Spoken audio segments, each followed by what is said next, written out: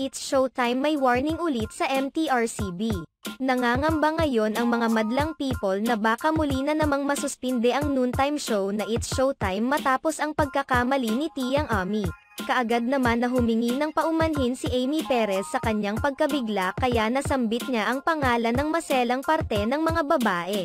Sa kamakailang episode ng It's Showtime, naghaharutan at nagbibiruan sina Tiang Ami, Vice Ganda, Jong Hilario at Wong Navarro.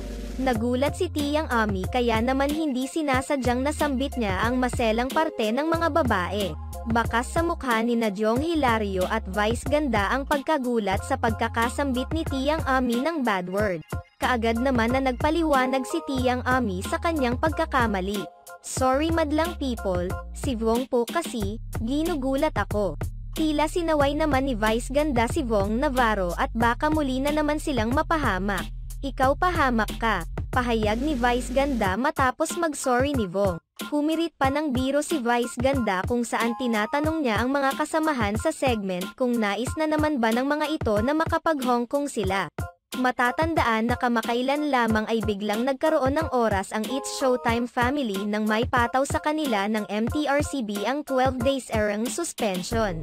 Nasuspinde ang It's Showtime dahil sa pagkakaroon nito ng maraming violations kabilang na ang pagkain ni na Vice Ganda at Ayon Perez ng cake icing sa harap ng mga batang host ng naturang show. Ayon sa MTRCB, nakatanggap sila ng maraming reklamo sa ginawa ni na Vice Ganda at Ayon Perez kung saan ipinunto nilang malaswa umano ang mga gawaing ito. Sa kabilang banda, umaasa ngayon ang mga madlang people na palampasin na lamang ito ng MTRCB at huwag nang palakihin pa dahil hindi naman umano sinasadya ni Tiang Ami ang kanyang nasabi. Makikita rin umano na walang intensyon si Tiang Amy sa kanyang nagawa. Samantala, narito naman ang komento mula sa ilang mga netizens. It's unintentional, give them a break. Tiang Ami is not known for bad-mouthing people. She is a very gentle person. Di naman sinasadya. Noang Tiang Ami, respetado. You think kaya niyang sabihin yan ng sadya. Kahit suspindihin niyo po ulit ang Showtime hindi niyo mapabagsak sikat kasi Showtime kaya nakatutok mga mata nila. I love It's Showtime hawag naman kayong mas ilan masayado tao lang yung host ng It's Showtime walang perpektong tao sa mundo kundi si Lord lang. Tao lang tayo may pagkakamali masayadong mas ilan yung iba ba walang pagkakamali. Wala sigurong magawang trabaho yang mga empleyado ng MTRCB kundi manood ng Showtime.